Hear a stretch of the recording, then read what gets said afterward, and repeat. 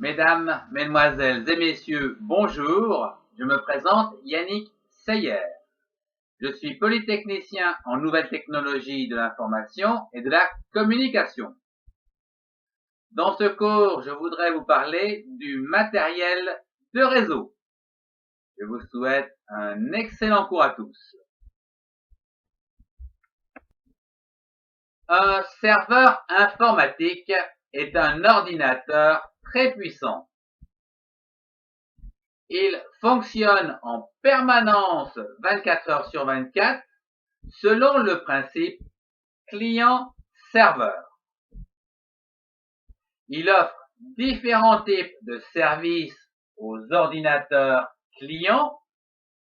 En voici une liste qui n'est pas exhaustive, à savoir le partage des fichiers, l'accès aux informations sur le World Wide Web, le courrier électronique, le partage des imprimantes, le stockage en base de données, le jeu, mais aussi la mise à disposition aux clients de logiciels d'application.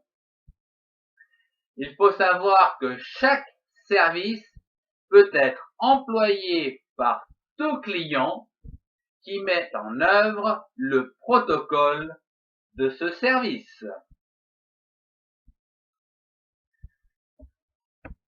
Afin que l'ordinateur puisse récupérer des informations sur le réseau ou que le serveur puisse faire partager ses services ou ses informations sur ce réseau, faut-il encore qu'ils aient une carte réseau. Exemple dans le monde du World Wide Web, où ici nous avons une carte réseau pour aller sur le net. Cette carte réseau possède un port, comme vous pouvez le voir ici, qui va permettre de connecter donc votre carte réseau qui se situe soit sur votre ordinateur ou ici sur votre serveur et de connecter ce dernier sur le réseau par un simple clip. Et voilà, le travail est fait. Hein, on retrouve ici, voilà, au niveau du serveur, et les voilà. Les critères principaux pour le choix d'une carte réseau, eh bien, peuvent se résumer ainsi. D'une part, le type de support de transmission utilisé, et deuxièmement, la quantité d'informations que ce support peut transférer en un temps donné. Voyons la vitesse d'un serveur. La vitesse dépend de plusieurs facteurs, mais parmi les plus importants, nous pouvons en citer deux.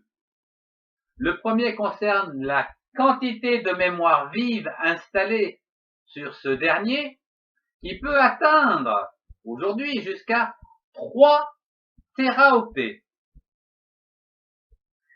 Et bien sûr, le deuxième facteur concerne le nombre de processeurs utilisés.